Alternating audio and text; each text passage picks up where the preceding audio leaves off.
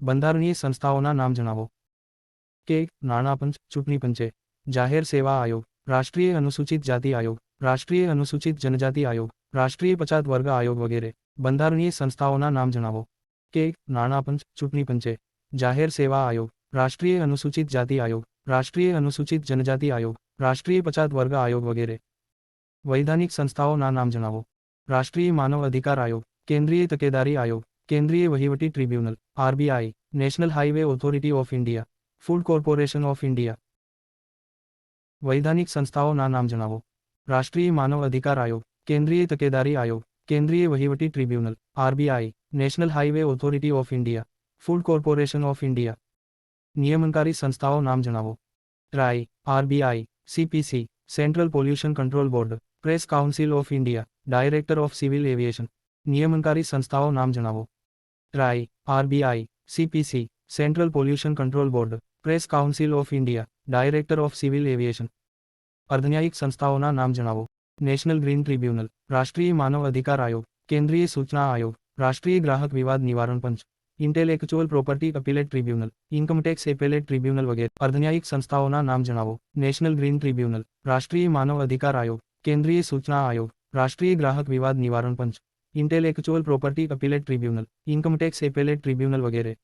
આયોજન પંચ સંસ્થાની સમાપ્તિ કયા વર્ષથી થઈ છે? 2014મી. આયોજન પંચ સંસ્થાની સમાપ્તિ કયા વર્ષથી થઈ છે? 2014મી. આયોજન પંચ કેવી સંસ્થા હતી?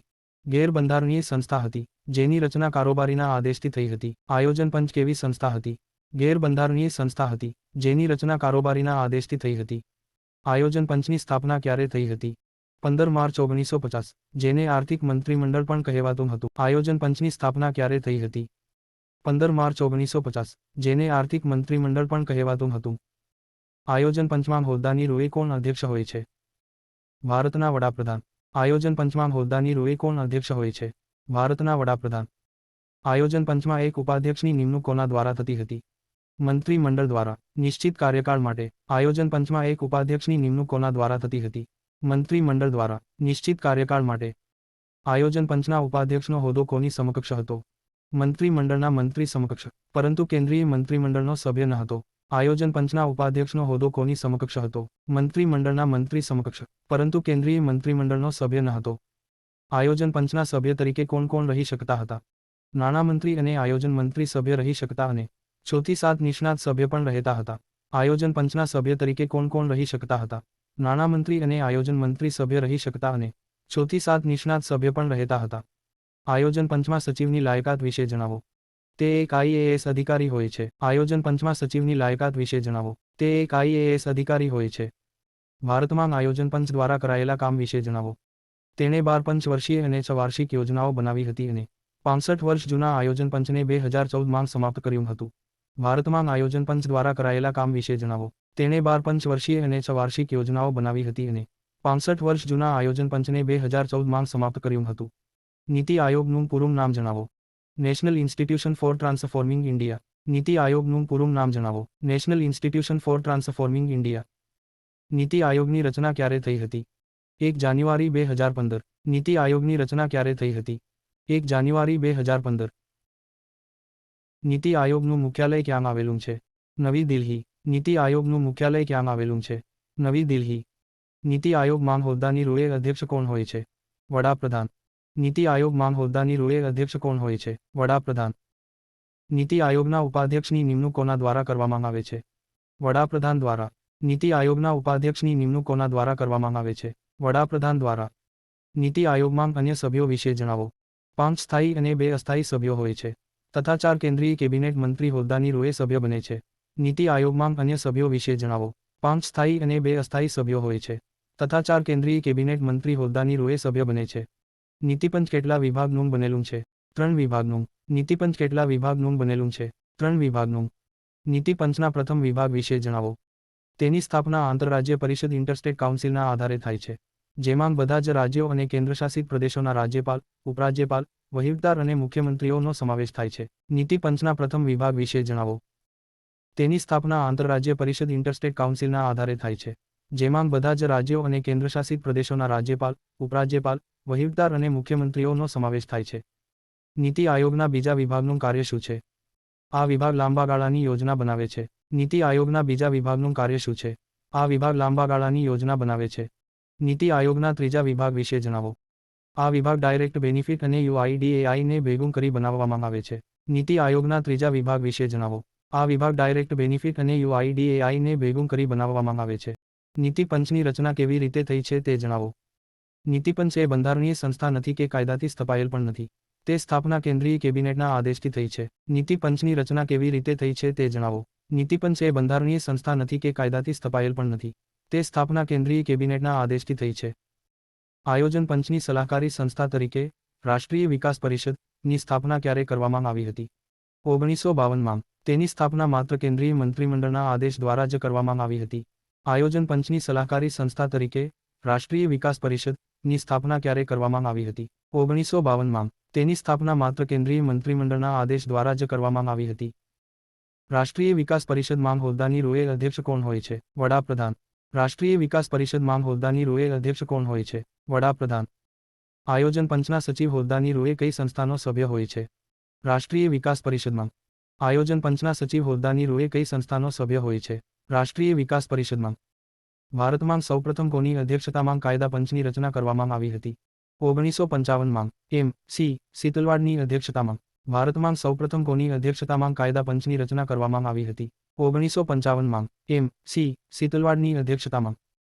કાયદા પંચનું મુખ્યાલય ક્યાં આવેલું છે? નવી દિલ્હી. કાયદા પંચનું મુખ્યાલય ક્યાં આવેલું છે? નવી દિલ્હી. કાયદા પંચનું મુખ્ય કાર્ય જણાવો. કાયદા સંબંધી ભલામણ કરવી તથા નવા કાયદા સંબંધિત રિપોર્ટ વખતોવખત કાયદા મંત્રાલયને સોંપવા. કાયદા પંચનું મુખ્ય કાર્ય જણાવો. કાયદા સંબંધી ભલામણ કરવી તથા નવા કાયદા સંબંધિત રિપોર્ટ વખતોવખત કાયદા મંત્રાલયને સોંપવા. ભારતમાં 21માં કાયદા પંચની સ્થાપના ક્યારે કરવામાં આવી હતી? તેમના અધ્યક્ષનો કાર્યકાળ 1 સપ્ટેમ્બર 2015. જેના અધ્યક્ષ સર્વોચ્ચ ન્યાયાલયના સેવા નિવૃત્ત ન્યાયાધીશ બલવીરસિંહ ચૌહાણ રહ્યા હતા. તેમનો કાર્યકાળ 3 વર્ષનો રહે છે. ભારતમાં 21માં કાયદા પંચની સ્થાપના ક્યારે કરવામાં આવી હતી? તેમના અધ્યક્ષનો કાર્યકાળ 1 સપ્ટેમ્બર 2015. જેના અધ્યક્ષ સર્વોચ્ચ ન્યાયાલયના સેવા નિવૃત્ત ન્યાયાધીશ બલવીરસિંહ ચૌહાણ રહ્યા હતા. તેમનો કાર્યકાળ 3 વર્ષનો રહે છે. ક્ષેત્રીય પરિષદ કેવી સંસ્થા છે? વૈધાનિક સંસ્થા. ક્ષેત્રીય પરિષદ કેવી સંસ્થા છે? વૈધાનિક સંસ્થા. ક્ષેત્રીય પરિષદની સ્થાપના કયા અધિનિયમ દ્વારા કરવામાં આવી હતી? તે કેવી સંસ્થા છે? સંસદ દ્વારા બનાવવામાં આવેલા રાજ્ય પુનઃ રચના અધિનિયમ 1956 દ્વારા. તે માત્ર સલાહકારી સંસ્થા છે. ક્ષેત્રીય પરિષદની સ્થાપના કયા અધિનિયમ દ્વારા કરવામાં આવી હતી? તે કેવી સંસ્થા છે? સંસદ દ્વારા બનાવવામાં આવેલા રાજ્ય પુનઃ રચના અધિનિયમ 1956 દ્વારા. તે માત્ર સલાહકારી સંસ્થા છે. ક્ષેત્રીય પરિષદમાં અધ્યક્ષ અને સભ્યો વિશે જણાવો. અધ્યક્ષ કેન્દ્રીય ગૃહમંત્રી તથા બધા જ સભ્ય રાજ્યોના મુખ્યમંત્રી, બધા જ સભ્ય રાજ્યોના 2 મંત્રીઓ તથા બધા જ સભ્ય કેન્દ્રશાસિત પ્રદેશના વહીવટદારો. ક્ષેત્રીય પરિષદમાં અધ્યક્ષ અને સભ્યો વિશે જણાવો. અધ્યક્ષ કેન્દ્રીય ગૃહમંત્રી તથા બધા જ સભ્ય રાજ્યોના મુખ્યમંત્રી, બધા જ સભ્ય રાજ્યોના 2 મંત્રીઓ તથા બધા જ સભ્ય કેન્દ્રશાસિત પ્રદેશના વહીવટદારો. ક્ષેત્રીય પરિષદમાં ઉપાધ્યક્ષ પદે કોણ રહે છે? સભ્ય રાજ્યોના મુખ્યમંત્રી ક્રમાનુસાર 1 વર્ષ માટે ઉપાધ્યક્ષ રહે છે. ક્ષેત્રીય પરિષદમાં ઉપાધ્યક્ષ પદે કોણ રહે છે? સભ્ય રાજ્યોના મુખ્યમંત્રી ક્રમાનુસાર 1 વર્ષ માટે ઉપાધ્યક્ષ રહે છે. ક્ષેત્રીય પરિષદમાં સલાહકાર તરીકે કોણ કોણ હોય છે? નીતિ આયોગ દ્વારા નિમેલ વ્યક્તિ, દરેક રાજ્ય સરકારના મુખ્ય સચિવ તથા દરેક રાજ્યના વિકાસ કમિશનર. ક્ષેત્રીય પરિષદમાં સલાહકાર તરીકે કોણ કોણ હોય છે? નીતિ આયોગ દ્વારા નિમેલ વ્યક્તિ, દરેક રાજ્ય સરકારના મુખ્ય સચિવ તથા દરેક રાજ્યના વિકાસ કમિશનર. ભારતમાં ઉત્તરીય ક્ષેત્રીય પરિષદનું મુખ્યાલય ક્યાં આવેલું છે? નવી દિલ્હી. ભારતમાં ઉત્તરીય ક્ષેત્રીય પરિષદનું મુખ્યાલય ક્યાં આવેલું છે? નવી દિલ્હી. ભારતમાં કેન્દ્રીય ક્ષેત્રીય પરિષદ મુખ્યાલય ક્યાં આવેલું છે? પ્રયાગરાજ. ભારતમાં કેન્દ્રીય ક્ષેત્રીય પરિષદ મુખ્યાલય ક્યાં આવેલું છે? પ્રયાગરાજ. ભારતમાં પશ્ચિમી ક્ષેત્રીય પરિષદનું મુખ્યાલય ક્યાં આવેલું છે? મુંબઈ. ભારતમાં પશ્ચિમી ક્ષેત્રીય પરિષદનું મુખ્યાલય ક્યાં આવેલું? મુંબઈ. ભારતમાં પૂર્વીય ક્ષત્રિય પરિષદ મુખ્યાલય ક્યાં આવેલું છે? કોલકાતા. ભારતમાં પૂર્વીય ક્ષત્રિય પરિષદ મુખ્યાલય ક્યાં આવેલું છે? કોલકાતા. ભારતના દક્ષિણી ક્ષેત્રીય પરિષદનું મુખ્યાલય ક્યાં આવેલું છે? ચેન્નાઈ. ભારતના દક્ષિણી ક્ષેત્રીય પરિષદનું મુખ્યાલય ક્યાં આવેલું છે? ચેન્નાઈ. ભારતમાં પૂર્વોત્તર પરિષદની રચના કયા વર્ષથી થઈ છે અને તેનું મુખ્યાલય ક્યાં આવેલું છે? રચના 1971. મુખ્યાલય શિલોંગ, જેમાં 8 રાજ્ય છે. ભારતમાં પૂર્વોત્તર પરિષદની રચના કયા વર્ષથી થઈ છે અને તેનું મુખ્યાલય ક્યાં આવેલું છે? રચના 1971. મુખ્યાલય શિલોંગ, જેમાં 8 રાજ્ય છે. રાષ્ટ્રીય માનવ અધિકાર આયોગ કેવી સંસ્થા છે? વૈધાનિક સંસ્થા. રાષ્ટ્રીય માનવ અધિકાર આયોગ કેવી સંસ્થા છે? વૈધાનિક સંસ્થા. ભારતે કયા વર્ષે સંયુક્ત રાષ્ટ્રના જાહેરનામા પર હસ્તાક્ષર કરેલ છે? 1948. ભારતે કયા વર્ષે સંયુક્ત રાષ્ટ્રના જાહેરનામા પર હસ્તાક્ષર કરેલ છે? 1948. કયા વર્ષે રાષ્ટ્રીય માનવ અધિકાર આયોગની સ્થાપના કરવામાં આવી હતી? કેવી રીતે? વડુમ મથક. 1993. સંસદીય કાયદા દ્વારા, જેનું મુખ્ય મથક દિલ્હીમાં છે. કયા વર્ષે રાષ્ટ્રીય માનવ અધિકાર આયોગની સ્થાપના કરવામાં આવી હતી? કેવી રીતે? વડુમ મથક. 1993. સંસદીય કાયદા દ્વારા, જેનું મુખ્ય મથક દિલ્હીમાં છે. રાષ્ટ્રીય માનવ અધિકાર આયોગમાં કેટલા સભ્યો હોય છે? એક અધ્યક્ષ અને અન્ય 4 સભ્યો, એમ કુલ 5 સભ્યો હોય છે. રાષ્ટ્રીય માનવ અધિકાર આયોગમાં કેટલા સભ્યો હોય છે? એક અધ્યક્ષ અને અન્ય 4 સભ્યો, એમ કુલ 5 સભ્યો હોય છે. રાષ્ટ્રીય માનવ અધિકાર આયોગમાં અધ્યક્ષની લાયકાત જણાવો.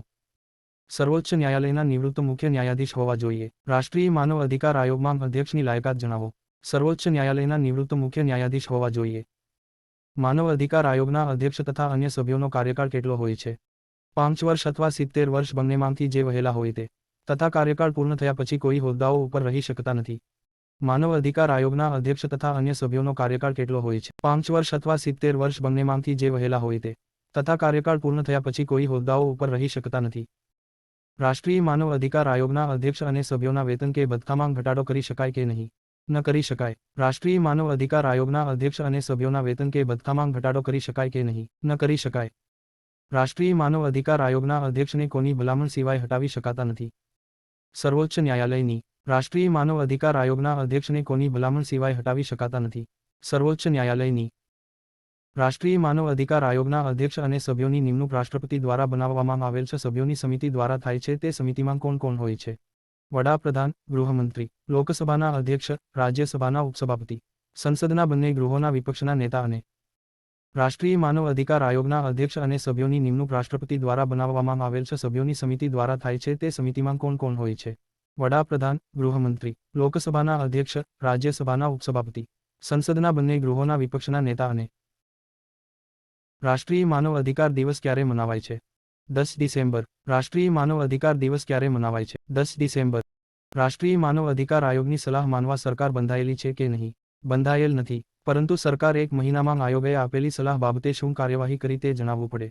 રાષ્ટ્રીય માનવ અધિકાર આયોગની સલાહ માનવા સરકાર બંધાયેલી છે કે નહીં? બંધાયેલ નથી, પરંતુ સરકાર 1 મહિનામાં આયોગે આપેલી સલાહ બાબતે શું કાર્યવાહી કરી તે જણાવવું પડે.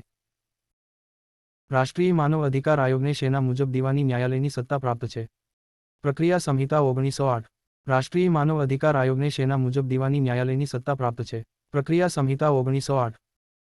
રાષ્ટ્રીય માનવ અધિકાર આયોગને ક્યાં કાયદા મુજબ દીવાની ન્યાયાલયની સત્તા પ્રાપ્ત છે?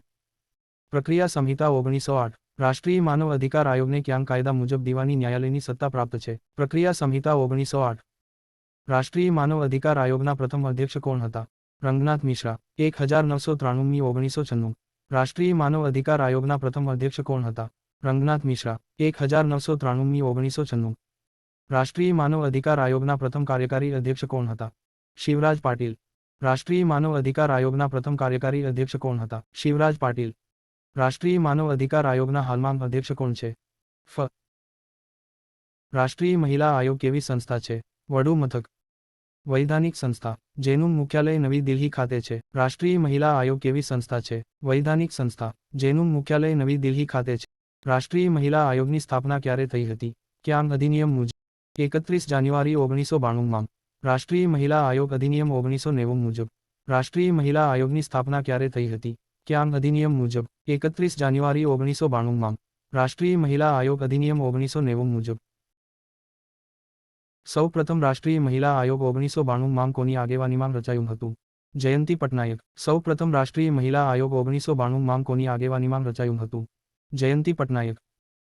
રાષ્ટ્રીય મહિલા આયોગમાં અધ્યક્ષની નિમણૂક કોના દ્વારા થાય છે? કેન્દ્ર સરકાર દ્વારા. રાષ્ટ્રીય મહિલા આયોગમાં અધ્યક્ષની નિમણૂક કોના દ્વારા થાય છે? કેન્દ્ર સરકાર દ્વારા. રાષ્ટ્રીય મહિલા આયોગમાં કેટલા સભ્ય હોય છે?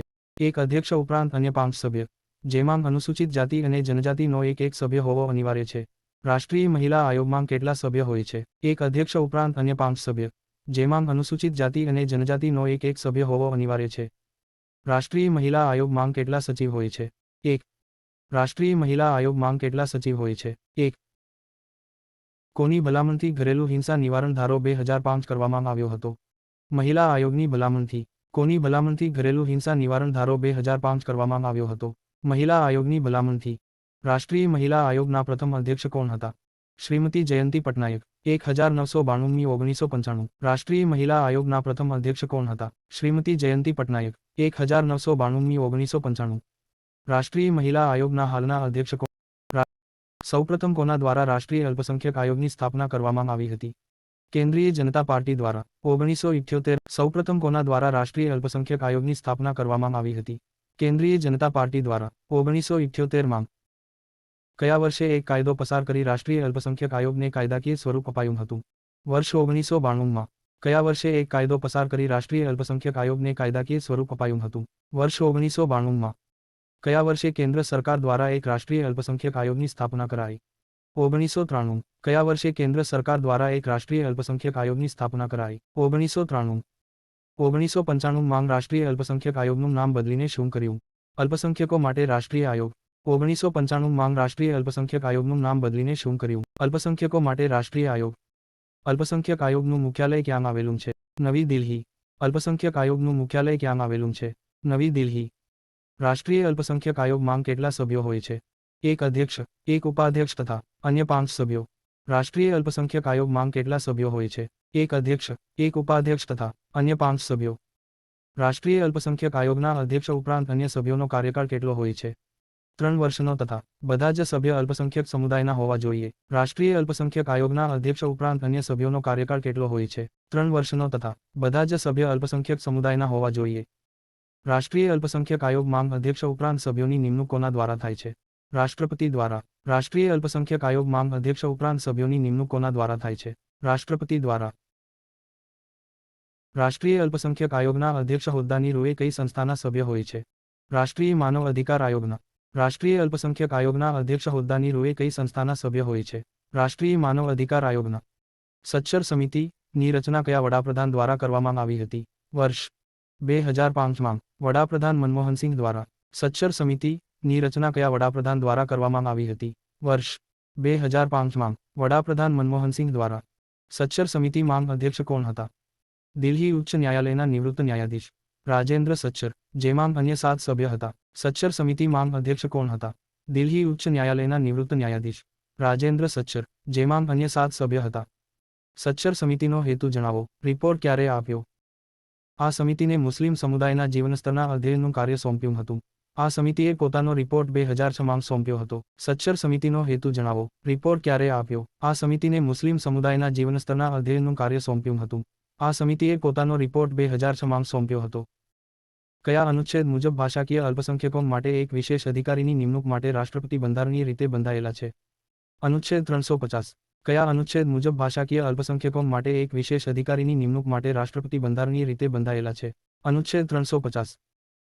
કઈ તારીખે સંયુક્ત રાષ્ટ્રએ જાહેરાત કરી કે અલ્પસંખ્યકોના જાતીય, ધાર્મિક અને ભાષાકીય અધિકારો તથા અસ્તિત્વની રક્ષા કરશે? 18 ડિસેમ્બર 1992. તેથી 18 ડિસેમ્બર રાષ્ટ્રીય અલ્પસંખ્યક દિવસ મનાવવામાં આવે છે. કઈ તારીખે સંયુક્ત રાષ્ટ્રએ જાહેરાત કરી કે અલ્પસંખ્યકોના જાતીય, ધાર્મિક અને ભાષાકીય અધિકારો તથા અસ્તિત્વની રક્ષા કરશે? 18 ડિસેમ્બર 1992. તેથી 18 ડિસેમ્બર રાષ્ટ્રીય અલ્પસંખ્યક દિવસ મનાવવામાં આવે છે. રાષ્ટ્રીય અલ્પસંખ્યક આયોગના પ્રથમ અધ્યક્ષ કોણ હતા? મોહમ્મદ સરદાર અલી ખાન. રાષ્ટ્રીય અલ્પસંખ્યક આયોગના પ્રથમ અધ્યક્ષ કોણ હતા? મોહમ્મદ સરદાર અલી ખાન. રાષ્ટ્રીય અલ્પસંખ્યક આયોગના હાલના અધ્યક્ષ કોણ છે? કેન્દ્રીય સતર્કતા આયોગ કેવી સંસ્થા છે? વૈધાનિક. કેન્દ્રીય સતર્કતા આયોગ કેવી સંસ્થા છે? વૈધાનિક. કઈ સમિતિની ભલામણથી કેન્દ્રીય સતર્કતા આયોગની રચના થઈ હતી? 1964માં. કે સંથાનમ સમિતિની ભલામણથી. કઈ સમિતિની ભલામણથી કેન્દ્રીય સતર્કતા આયોગની રચના થઈ હતી? 1964માં. કે સંથાનમ સમિતિની ભલામણથી. Central vigilance commission. કેન્દ્રીય સતર્કતા આયોગને કયા વર્ષે કાયદા દ્વારા કાયદાકીય દરજ્જો અપાયો હતો? 2003. કેન્દ્રીય સતર્કતા આયોગને કયા વર્ષે કાયદા દ્વારા કાયદાકીય દરજ્જો અપાયો હતો? 2003. કેન્દ્રીય સતર્કતા આયોગમાં સભ્ય કેટલા હોય છે? તેમાં એક મુખ્ય અધ્યક્ષ તથા અન્ય 2 ઉપાધ્યક્ષના રૂપમાં સભ્ય હોય છે. કેન્દ્રીય સતર્કતા આયોગમાં સભ્ય કેટલા હોય છે? તેમાં એક મુખ્ય અધ્યક્ષ તથા અન્ય 2 ઉપાધ્યક્ષના રૂપમાં સભ્ય હોય છે. કેન્દ્રીય સતર્કતા આયોગમાં અધ્યક્ષ તથા અન્ય 2 સભ્યોની નિમણૂક કોના દ્વારા થાય છે? રાષ્ટ્રપતિ દ્વારા એક 3 સદસ્યની બનેલી સમિતિ દ્વારા.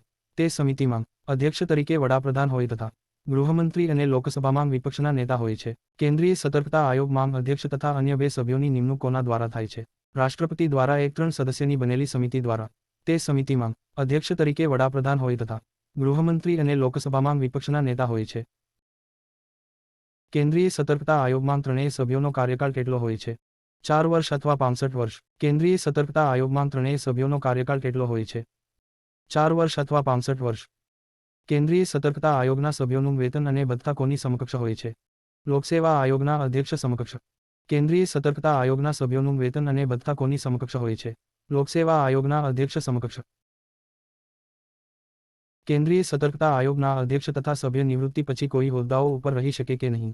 ન રહી શકે. કેન્દ્રીય સતર્કતા આયોગના અધ્યક્ષ તથા સભ્ય નિવૃત્તિ પછી કોઈ હોદ્દાઓ ઉપર રહી શકે કે નહીં? ન રહી શકે. કેન્દ્રીય સતર્કતા આયોગનું કાર્ય જણાવો. ભ્રષ્ટાચાર નિવારણ અધિનિયમ 1988 મુજબ થયેલ ગુના ઉપરાંત સરકારના ગ્રુપ એ ના કર્મચારી વિરુદ્ધની ફરિયાદોનો તપાસ કરે છે. કેન્દ્રના મંત્રાલય તથા સંસ્થાનોમાં વહીવટ પર નજર રાખે છે. કેન્દ્રીય સતર્કતા આયોગનું કાર્ય જણાવો. ભ્રષ્ટાચાર નિવારણ અધિનિયમ 1988 મુજબ થયેલ ગુના ઉપરાંત સરકારના ગ્રુપ એ ના કર્મચારી વિરુદ્ધની ફરિયાદોનો તપાસ કરે છે.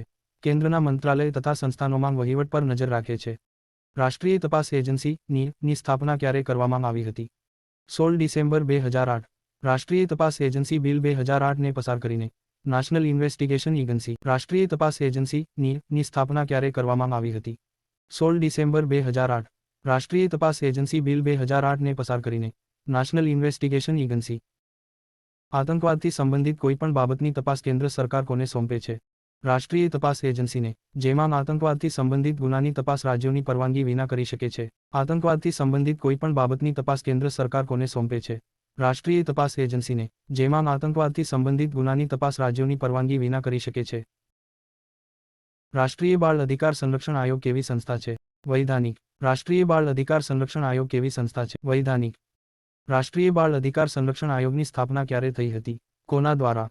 2007 કેન્દ્ર સરકાર દ્વારા. રાષ્ટ્રીય બાળ અધિકાર સંરક્ષણ આયોગની સ્થાપના ક્યારે થઈ હતી? કોના દ્વારા? 2007 કેન્દ્ર સરકાર દ્વારા. રાષ્ટ્રીય બાળ અધિકાર સંરક્ષણ આયોગમાં કેટલા સભ્યો હશે? એક અધ્યક્ષ ઉપરાંત 6 સભ્યો, જેમાં 4 મહિલા અનામત હોય છે. રાષ્ટ્રીય બાળ અધિકાર સંરક્ષણ આયોગમાં કેટલા સભ્યો હશે? એક અધ્યક્ષ ઉપરાંત 6 સભ્યો, જેમાં 4 મહિલા અનામત હોય છે. રાષ્ટ્રીય બાળ અધિકાર સંરક્ષણ આયોગની રચના કયા એક્ટ મુજબ થાય છે? Commission for protection of child rights act 2005 મુજબ. રાષ્ટ્રીય બાળ અધિકાર સંરક્ષણ આયોગની રચના કયા એક્ટ મુજબ થાય છે? Commission for protection of child rights act 2005 મુજબ.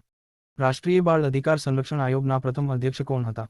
શાંતા સિન્હા. 2007 થી 2010. રાષ્ટ્રીય બાળ અધિકાર સંરક્ષણ આયોગના પ્રથમ અધ્યક્ષ કોણ હતા? શાંતા સિન્હા. 2007 થી 2010. રાષ્ટ્રીય બાળ અધિકાર સંરક્ષણ આયોગના હાલમાં અધ્યક્ષ કોણ છે? પ્રિયંક કાનુંગો. કેન્દ્રીય અન્વેષણ બ્યુરોની સ્થાપના કોની ભલામણથી થઈ હતી? સંથાનમ આયોગની ભલામણથી. 1963માં ગૃહ મંત્રાલયના આદેશથી કેન્દ્રીય અન્વેષણ બ્યુરોની સ્થાપના કોની ભલામણથી થઈ હતી? સંથાનમ આયોગની ભલામણથી. 1963માં ગૃહ મંત્રાલયના આદેશથી. Central Bureau of Investigation. કેન્દ્રીય અન્વેષણ બ્યુરો એક એવી સંસ્થા છે. કેન્દ્ર સરકારની મુખ્ય એજન્સી છે. તે કાયદાકીય કે બંધારણીય સંસ્થા નથી. કેન્દ્રીય અન્વેષણ બ્યુરો એક એવી સંસ્થા છે. કેન્દ્ર સરકારની મુખ્ય એજન્સી છે. તે કાયદાકીય કે બંધારણીય સંસ્થા નથી. કેન્દ્રીય અન્વેષણ બ્યુરોનું મુખ્ય કાર્ય જણાવો. ભ્રષ્ટાચારને રોકવો. કેન્દ્રીય અન્વેષણ બ્યુરોનું મુખ્ય કાર્ય જણાવો. ભ્રષ્ટાચારને રોકવો. કેન્દ્રીય અન્વેષણ બ્યુરોનો મોટો જણાવો. મહેનત, નિષ્પક્ષતા, અખંડતા, પ્રામાણિકતા. કેન્દ્રીય અન્વેષણ બ્યુરોનો મોટો જણાવો. મહેનત, નિષ્પક્ષતા, અખંડતા, પ્રામાણિકતા. કેન્દ્રીય અન્વેષણ બ્યુરો CBI નું તાલીમ કેન્દ્ર શરૂઆતમાં ક્યાં હતું? નવી દિલ્હીમાં હતું. હાલમાં ઉત્તર પ્રદેશ, ગાઝિયાબાદ ખાતે આવેલું છે. કેન્દ્રીય અન્વેષણ બ્યુરો CBI નું તાલીમ કેન્દ્ર શરૂઆતમાં ક્યાં હતું? નવી દિલ્હીમાં હતું. હાલમાં ઉત્તર પ્રદેશ, ગાઝિયાબાદ ખાતે આવેલું છે. કેન્દ્રીય સૂચના આયોગની સ્થાપના કયા અધિનિયમ મુજબ થઈ હતી? માહિતી અધિકાર અધિનિયમ 2005 મુજબ. જે એક વૈધાનિક સંસ્થા છે. કેન્દ્રીય સૂચના આયોગની સ્થાપના કયા અધિનિયમ મુજબ થઈ હતી? માહિતી અધિકાર અધિનિયમ 2005 મુજબ. જે એક વૈધાનિક સંસ્થા છે. કેન્દ્રીય સૂચના આયોગમાં કેટલા સભ્યો હોય છે? એક મુખ્ય સૂચના અધિકારી તથા 10 અન્ય અધિકારી હોય છે. કેન્દ્રીય સૂચના આયોગમાં કેટલા સભ્યો હોય છે? એક મુખ્ય સૂચના અધિકારી તથા 10 અન્ય અધિકારી હોય છે. કેન્દ્રીય સૂચના આયોગમાં સભ્યોની નિમણૂક કોના દ્વારા થાય છે? રાષ્ટ્રપતિ દ્વારા બનાવવામાં આવેલ સમિતિ દ્વારા. તે સમિતિમાં વડાપ્રધાન, લોકસભાના વિપક્ષના નેતા તથા કેન્દ્રીય મંત્રીની બનેલી હોય છે. કેન્દ્રીય સૂચના આયોગમાં સભ્યોની નિમણૂક કોના દ્વારા થાય છે? રાષ્ટ્રપતિ દ્વારા બનાવવામાં આવેલ સમિતિ દ્વારા. તે સમિતિમાં વડાપ્રધાન, લોકસભાના વિપક્ષના નેતા તથા કેન્દ્રીય મંત્રીની બનેલી હોય છે. મુખ્ય સૂચના અધિકારીનો કાર્યકાળ કેટલો હોય છે? 5 વર્ષ અથવા 65 વર્ષ. મુખ્ય સૂચના અધિકારીનો કાર્યકાળ કેટલો હોય છે? 5 વર્ષ અથવા 65 વર્ષ. રાજ્ય સૂચના આયોગ એક એવી સંસ્થા છે. વૈધાનિક સંસ્થા. રાજ્ય સૂચના આયોગની સ્થાપના કયા એક્ટ મુજબ થઈ હતી? આરટીઆઈ એક્ટ 2005 મુજબ. રાજ્ય સૂચના આયોગની સ્થાપના કયા એક્ટ મુજબ થઈ હતી? આરટીઆઈ એક્ટ 2005 મુજબ. રાજ્ય માનવ અધિકાર આયોગ કેવી સંસ્થા છે? વૈધાનિક. રાજ્ય માનવ અધિકાર આયોગ કેવી સંસ્થા છે? વૈધાનિક. કયા અધિનિયમ મુજબ રાજ્ય માનવ અધિકાર આયોગની સ્થાપના થઈ હતી? Protection of human rights act 1993 મુજબ. કયા અધિનિયમ મુજબ રાજ્ય માનવ અધિકાર આયોગની સ્થાપના થઈ હતી? Protection of human rights act 1993 મુજબ. રાજ્ય માનવ અધિકાર આયોગમાં અધ્યક્ષની લાયકાત જણાવો. ઉચ્ચ ન્યાયાલયના નિવૃત્ત મુખ્ય ન્યાયાધીશ હોવા જોઈએ. રાજ્ય માનવ અધિકાર આયોગમાં અધ્યક્ષની લાયકાત જણાવો. ઉચ્ચ ન્યાયાલયના નિવૃત્ત મુખ્ય ન્યાયાધીશ હોવા જોઈએ. રાજ્ય માનવ અધિકાર આયોગમાં અન્ય 2 સભ્યોની લાયકાત જણાવો. ઉચ્ચ ન્યાયાલયના કાર્યરત અથવા નિવૃત્ત ન્યાયાધીશ હોવા જોઈએ. અથવા જિલ્લા ન્યાયાધીશ તરીકે 7 વર્ષનો અનુભવ હોવો જોઈએ. રાજ્ય માનવ અધિકાર આયોગમાં અન્ય 2 સભ્યોની લાયકાત જણાવો. ઉચ્ચ ન્યાયાલયના કાર્યરત અથવા નિવૃત્ત ન્યાયાધીશ હોવા જોઈએ. અથવા જિલ્લા ન્યાયાધીશ તરીકે 7 વર્ષનો અનુભવ હોવો જોઈએ. રાજ્ય માનવ અધિકાર આયોગમાં અધ્યક્ષ અને સભ્યોની નિમણૂક કોના દ્વારા થાય છે?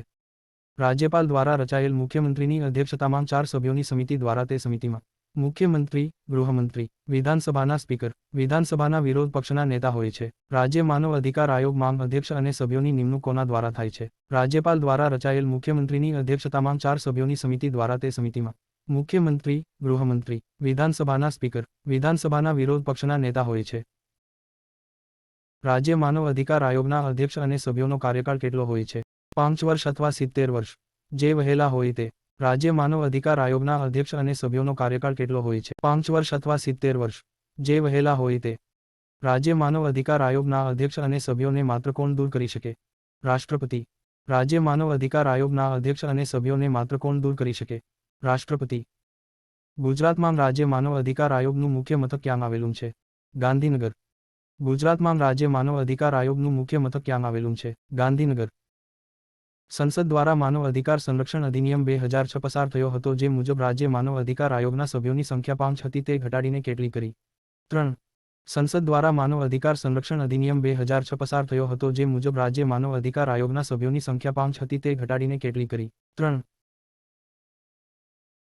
વિશ્વમાં સૌપ્રથમ 1908માં સ્વીડને લોકપાલ સંદર્ભે કઈ સંસ્થાની સ્થાપના કરી હતી? સ્કેન્ડિનેવિયન ઇન્સ્ટિટ્યૂટ ઓફ ઓમ્બેડ્સમેન નામની સંસ્થા. વિશ્વમાં સૌપ્રથમ 1908માં સ્વીડને લોકપાલ સંદર્ભે કઈ સંસ્થાની સ્થાપના કરી હતી? સ્કેન્ડિનેવિયન ઇન્સ્ટિટ્યૂટ ઓફ ઓમ્બેડ્સમેન નામની સંસ્થા. લોકપાલ એટલે શું? લોકોની કાળજી લેનાર. લોકપાલ એટલે શું? લોકોની કાળજી લેનાર. ભારતમાં સૌપ્રથમ લોકપાલ શબ્દોનો પ્રયોગ ક્યારે અને કોણે કર્યો હતો? 1963માં લક્ષ્મીમલ સિંઘવી દ્વારા. ભારતમાં સૌપ્રથમ લોકપાલ શબ્દોનો પ્રયોગ ક્યારે અને કોણે કર્યો હતો? 1963માં લક્ષ્મીમલ સિંઘવી દ્વારા. મોરારજી દેસાઈએ કયા વર્ષે લોકપાલ નામની સંસ્થાની સ્થાપનાની ભલામણ કરી હતી?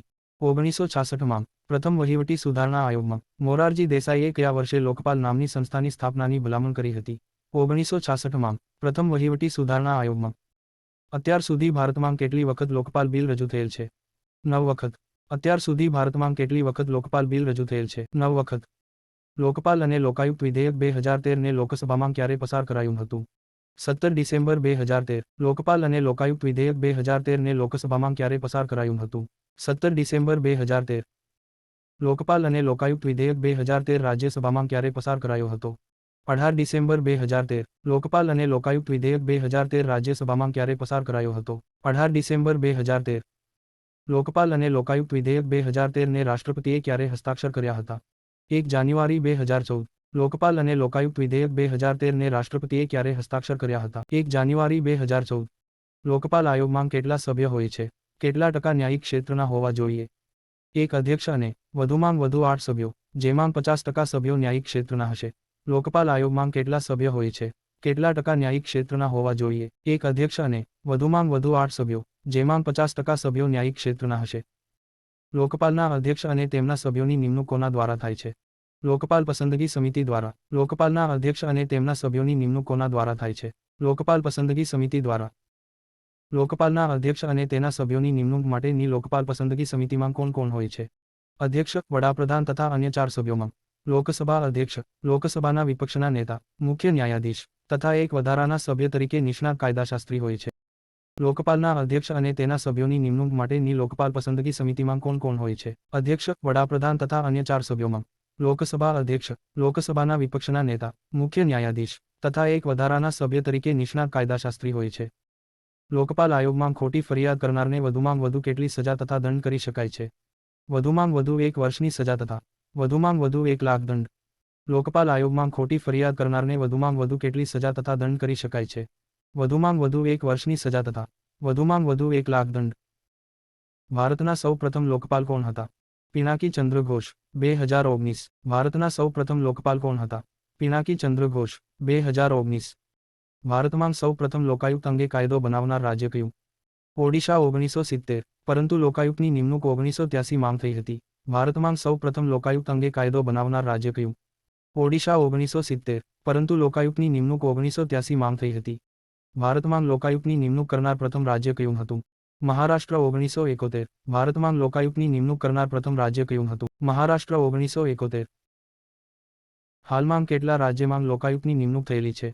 18 રાજ્યમાં. હાલમાં કેટલા રાજ્યમાં લોકાયુક્તની નિમણૂક થયેલી છે? 18 રાજ્યમાં. ભારતનો સૌથી સશક્ત લોકાયુક્ત ધરાવતું રાજ્ય કયું છે? કર્ણાટક.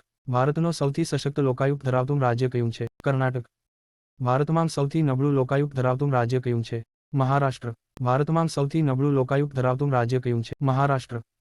ગુજરાતમાં કયા વર્ષે પ્રથમવાર લોકાયુક્ત અધિનિયમ પસાર થયો હતો?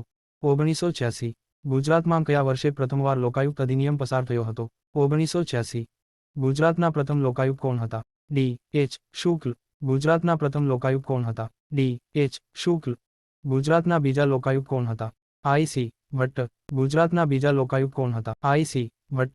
ગુજરાતના ત્રીજા લોકાયુક્ત કોણ હતા? M. સોની. ગુજરાતના ત્રીજા લોકાયુક્ત કોણ હતા? M. સોની. ગુજરાતના ચોથા લોકાયુક્ત કોણ હતા? D.P. બુર્ચ. ગુજરાતના ચોથા લોકાયુક્ત કોણ હતા? D.P. બુર્ચ. ગુજરાતમાં 2011 માં રાજ્યપાલ દ્વારા કોને લોકાયુક્ત પદે નિમવામાં આવ્યા હતા? રમેશચંદ્ર અમૃતલાલ મહેતાને. પરંતુ ગુજરાત સરકાર દ્વારા તેઓના પદને પડકારવામાં આવ્યા હતા. ગુજરાતમાં 2011 માં રાજ્યપાલ દ્વારા કોને લોકાયુક્ત પદે નિમવામાં આવ્યા હતા? રમેશચંદ્ર અમૃતલાલ મહેતાને. પરંતુ ગુજરાત સરકાર દ્વારા તેઓના પદને પડકારવામાં આવ્યા હતા. નવા ગુજરાત લોકાયુક્ત અધિનિયમ દ્વારા 2013 મુજબ તેમાં કેટલા સભ્યો હશે? એક મુખ્ય લોકાયુક્ત ઉપરાંત 4 લોકાયુક્ત રહેશે. નવા ગુજરાત લોકાયુક્ત અધિનિયમ દ્વારા 2013 મુજબ તેમાં કેટલા સભ્યો હશે? એક મુખ્ય લોકાયુક્ત ઉપરાંત 4 લોકાયુક્ત રહેશે. ગુજરાત લોકાયુક્તમાં મુખ્ય લોકાયુક્તની લાયકાત જણાવો. સર્વોચ્ચ અથવા ઉચ્ચ ન્યાયાલયના નિવૃત્ત ન્યાયાધીશ હોવા જોઈએ. ગુજરાત લોકાયુક્તમાં મુખ્ય લોકાયુક્તની લાયકાત જણાવો. સર્વોચ્ચ અથવા ઉચ્ચ ન્યાયાલયના નિવૃત્ત ન્યાયાધીશ હોવા જોઈએ. નવા ગુજરાત લોકાયુક્ત આયોગમાં અન્ય 4 સભ્યોમાં કેટલાક સભ્યો ન્યાયિક ક્ષેત્રના અનુભવી હોવા જોઈએ? 2 સભ્યો. નવા ગુજરાત લોકાયુક્ત આયોગમાં અન્ય 4 સભ્યોમાં કેટલાક સભ્યો ન્યાયિક ક્ષેત્રના અનુભવી હોવા જોઈએ? 2 સભ્યો. નવા ગુજરાત લોકાયુક્ત આયોગ દ્વારા 2013 મુજબ કેટલા સભ્યો IAS અધિકારી સમકક્ષ હોદ્દો ધરાવતા હોવા જોઈએ? 2 સભ્યો. નવા ગુજરાત લોકાયુક્ત આયોગ દ્વારા 2013 મુજબ કેટલા સભ્યો IAS અધિકારી સમકક્ષ હોદ્દો ધરાવતા? 2 સભ્યો. ગુજરાતમાં મુખ્ય લોકાયુક્ત તથા અન્ય 4 સભ્યોની નિમણૂક કોના દ્વારા કરવામાં આવે છે? રાજ્યપાલ દ્વારા મુખ્યમંત્રીની અધ્યક્ષતાવાળી સમિતિ દ્વારા. તે સમિતિના સભ્ય મુખ્યમંત્રી, વિરોધ પક્ષના નેતા, મુખ્યમંત્રી નક્કી કરે તે મંત્રી, વિધાનસભા અધ્યક્ષ, રાજ્ય તકેદારી આયોગના અધ્યક્ષ અને ઉચ્ચ ન્યાયાલયના એક ન્યાયાધીશ. ગુજરાતમાં મુખ્ય લોકાયુક્ત તથા અન્ય 4 સભ્યોની નિમણૂક કોના દ્વારા કરવામાં આવે છે? રાજ્યપાલ દ્વારા મુખ્યમંત્રીની અધ્યક્ષતાવાળી સમિતિ દ્વારા. તે સમિતિના સભ્ય મુખ્યમંત્રી, વિરોધ પક્ષના નેતા, મુખ્યમંત્રી નક્કી કરે તે મંત્રી, વિધાનસભા અધ્યક્ષ, રાજ્ય તકેદારી આયોગના અધ્યક્ષ અને ઉચ્ચ ન્યાયાલયના એક ન્યાયાધીશ. ગુજરાતમાં મુખ્ય લોકાયુક્તનો કાર્યકાળ કેટલો હોય છે? 5 વર્ષ અથવા 72 વર્ષ. ગુજરાતમાં મુખ્ય લોકાયુક્તનો કાર્યકાળ કેટલો હોય છે? 5 વર્ષ અથવા 72 વર્ષ. ગુજરાતમાં લોકાયુક્ત કેટલા વર્ષ જૂની ફરિયાદની તપાસ કરી શકતું નથી? 5 વર્ષ જૂની. તથા તપાસ ખાનગી થાય છે. મીડિયા પર સંપૂર્ણ પ્રતિબંધ છે. ગુજરાતમાં લોકાયુક્ત કેટલા વર્ષ જૂની ફરિયાદની તપાસ કરી શકતું નથી? 5 વર્ષ જૂની. તથા તપાસ ખાનગી થાય છે. મીડિયા પર સંપૂર્ણ પ્રતિબંધ છે. રાષ્ટ્રીય એકતા પરિષદની સ્થાપના ક્યારે થઈ હતી? 1986. રાષ્ટ્રીય એકતા પરિષદની સ્થાપના ક્યારે થઈ હતી? 1986. સૌપ્રથમ કોની અધ્યક્ષતામાં વહીવટી સુધારણા આયોગની રચના થઈ હતી? 1966 માં મોરારજી દેસાઈ. સૌપ્રથમ કોની અધ્યક્ષતામાં વહીવટી સુધારણા આયોગની રચના થઈ હતી? 1966 માં મોરારજી દેસાઈ. બીજા વહીવટી સુધારણા આયોગની રચના કોની અધ્યક્ષતામાં થઈ હતી? વીરપ્પા મોઇલી. 2005. બીજા વહીવટી સુધારણા આયોગની રચના કોની અધ્યક્ષતામાં થઈ હતી? વીરપ્પા મોઇલી. 2005. CBDT નું પૂરું નામ જણાવો. Central board of direct tax, કેન્દ્રીય પ્રત્યક્ષ કર બોર્ડ. CBDTનું પૂરું નામ જણાવો. Central board of direct tax, કેન્દ્રીય પ્રત્યક્ષ કર બોર્ડ. CBDTની સ્થાપના ક્યારે થઈ હતી? વડુ મથક ક્યાં આવેલું છે? 1963. વડુ મથક નવી દિલ્હી. CBDTની સ્થાપના ક્યારે થઈ હતી? વડુ મથક ક્યાં આવેલું છે? 1963. વડુ મથક નવી દિલ્હી. CBDT સંસ્થા એક એવી સંસ્થા છે. વૈધાનિક. CBDT સંસ્થા એક એવી સંસ્થા છે. વૈધાનિક. CBDT સંસ્થાનું મુખ્ય કાર્ય જણાવો. કર પ્રશાસનથી સંબંધિત નીતિઓ તૈયાર કરવી અને અમલ કરાવવો. CBDT સંસ્થાનું મુખ્ય કાર્ય જણાવો. કર પ્રશાસનથી સંબંધિત નીતિઓ તૈયાર કરવી અને અમલ કરાવવો. NCBCનું પૂરું નામ જણાવો. National commission four backward classes, રાષ્ટ્રીય પછાત વર્ગ આયોગ. NCBCનું પૂરું નામ જણાવો. National commission four backward classes, રાષ્ટ્રીય પછાત વર્ગ આયોગ. NCBCની સ્થાપના ક્યારે થઈ હતી? 1993. NCBCની સ્થાપના ક્યારે થઈ હતી? 1993. NCBC સંસ્થા એક એવી સંસ્થા. વૈધાનિક, અર્ધન્યાયિક. NCBC સંસ્થા એક એવી સંસ્થા છે. વૈધાનિક, અર્ધન્યાયિક. NCBC સંસ્થાનું મુખ્યાલય ક્યાં આવેલું છે? નવી Delhi.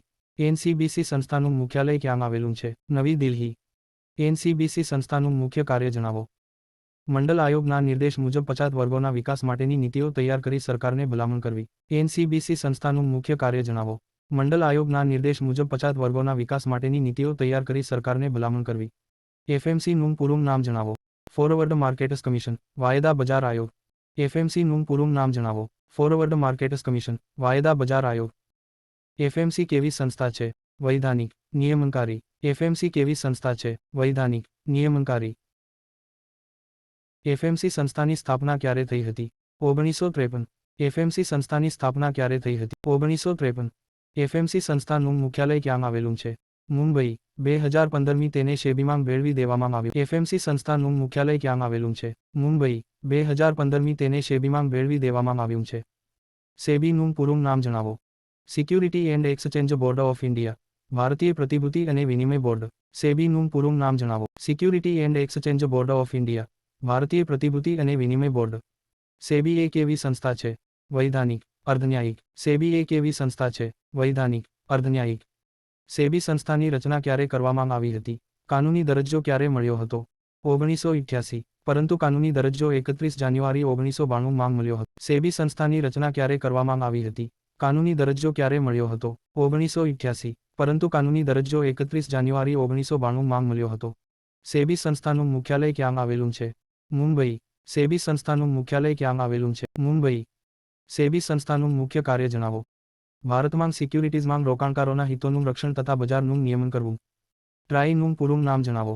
Telecom regulatory authority of India, ભારતીય દૂરસંચાર નિયામક પ્રાધિકરણ. ટ્રાઈનું પૂરું નામ જણાવો. Telecom regulatory authority of India, ભારતીય દૂરસંચાર નિયામક પ્રાધિકરણ. ટ્રાઈ એક એવી સંસ્થા છે. વૈધાનિક, નિયમનકારી. ટ્રાઈ એક એવી સંસ્થા છે. વૈધાનિક, નિયમનકારી. ટ્રાઈ સંસ્થાની સ્થાપના ક્યારે થઈ હતી? 1997. ટ્રાઈ સંસ્થાની સ્થાપના ક્યારે થઈ હતી? 1997. ટ્રાઈ સંસ્થાનું મુખ્યાલય ક્યાં આવેલું છે? નવી દિલ્હી. ટ્રાઈ સંસ્થાનું મુખ્યાલય ક્યાં? નવી દિલ્હી. ટ્રાઈ સંસ્થાનું મુખ્ય કાર્ય જણાવો. ભારતમાં ટેલિકોમ સેવાઓ અને તેના પ્રશુલ્ક અને નિયમન બાબતે નિર્દેશ આપે છે. ટ્રાઈ સંસ્થાનું મુખ્ય કાર્ય જણાવો. ભારતમાં ટેલિકોમ સેવાઓ અને તેના પ્રશુલ્ક અને નિયમન બાબતે નિર્દેશ આપે છે. ઇરડાનું પૂરું નામ જણાવો. Insurance regulatory and Development authority, વીમા વિનિયામક અને વિકાસ પ્રાધિકરણ. ઇરડાનું પૂરું નામ જણાવો. Insurance regulatory and Development authority, વીમા વિનિયામક અને વિકાસ પ્રાધિકરણ. ઇરડા એક એવી સંસ્થા છે. વૈધાનિક, નિયમનકારી. ઇરડા એક એવી સંસ્થા છે. વૈધાનિક, નિયમનકારી. ઇરડા સંસ્થાની સ્થાપના ક્યારે થઈ હતી? 1999. ઇરડા સંસ્થાની સ્થાપના ક્યારે થઈ હતી? 1999. ઇરડા સંસ્થાનું મુખ્યાલય ક્યાં આવેલું છે? હૈદરાબાદ. ઇરડા સંસ્થાનું મુખ્યાલય ક્યાં આવેલું છે? હૈદરાબાદ. ઇરડા સંસ્થાનું મુખ્ય કાર્ય જણાવો. વીમા ઉદ્યોગનું નિયમન કરવું. ઇરડા સંસ્થાનું મુખ્ય કાર્ય જણાવો. વીમા ઉદ્યોગનું નિયમન કરવું. UGCનું પૂરું નામ જણાવો. યુનિવર્સિટી ગ્રાન્ટ કમિશન, વિશ્વવિદ્યાલય અનુદાન આયોગ. UGCનું પૂરું નામ જણાવો. યુનિવર્સિટી ગ્રાન્ટ કમિશન, વિશ્વવિદ્યાલય અનુદાન આયોગ. UGC એક એવી સંસ્થા છે. વૈધાનિક. UGC સંસ્થાની સ્થાપના ક્યારે થઈ હતી? 1956. UGC સંસ્થાની સ્થાપના ક્યારે થઈ હતી? 1956. UGC સંસ્થાનું મુખ્યાલય ક્યાં આવેલું છે? નવી દિલ્હી. UGC સંસ્થાનું મુખ્યાલય ક્યાં આવેલું છે? નવી દિલ્હી. UGC સંસ્થાનું મુખ્ય કાર્ય જણાવો. ભારતમાં વિશ્વવિદ્યાલયના શિક્ષણનો વિકાસ અને સમન્વય કરવું. યુજીસી સંસ્થાનું મુખ્ય કાર્ય જણાવો. ભારતમાં વિશ્વવિદ્યાલયના શિક્ષણનો વિકાસ અને સમન્વય કરવું. PFRDAનું પૂરું નામ જણાવો.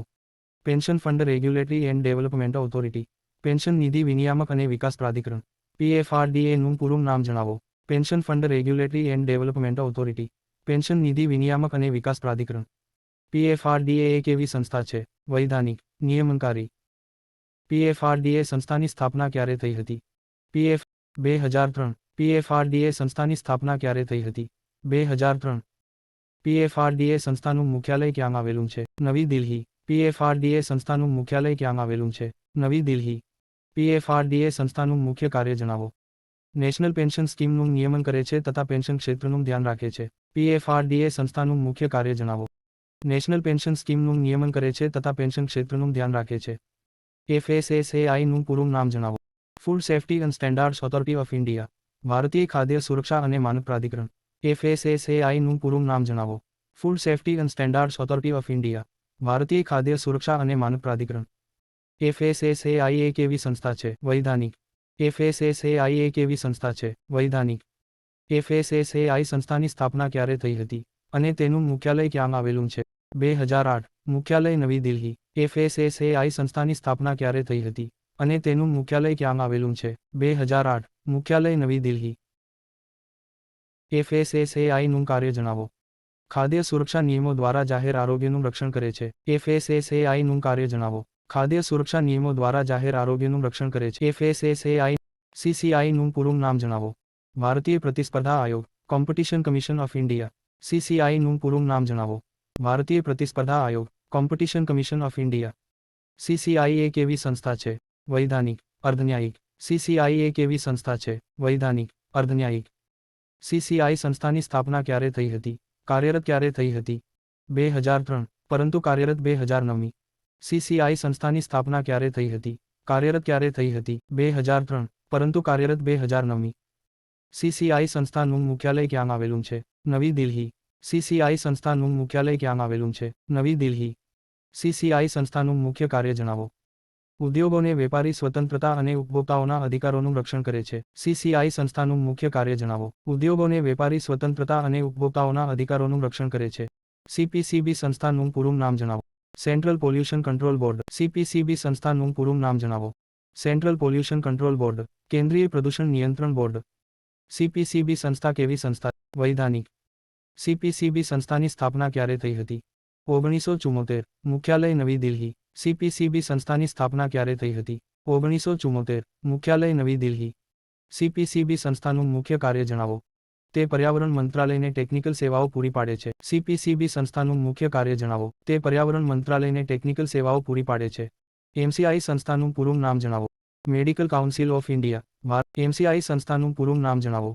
Medical council of India. ભારતીય તબીબી પરિષદ. MCI સંસ્થા કેવી સંસ્થા? વૈધાનિક. MCI સંસ્થા કેવી સંસ્થા છે? વૈધાનિક. MCI સંસ્થાની સ્થાપના ક્યારે થઈ હતી અને તેનું મુખ્યાલય ક્યાં આવેલું છે? 1933. મુખ્યાલય નવી દિલ્હી. MCI સંસ્થાની સ્થાપના ક્યારે થઈ હતી અને તેનું મુખ્યાલય ક્યાં આવેલું છે? 1933. મુખ્યાલય નવી દિલ્હી.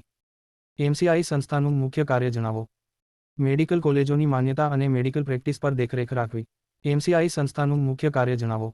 મેડિકલ કોલેજોની માન્યતા અને મેડિકલ પ્રેક્ટિસ પર દેખરેખ રાખવી. AERB સંસ્થાનું પૂરું નામ જણાવો. Atomic energy regulatory board.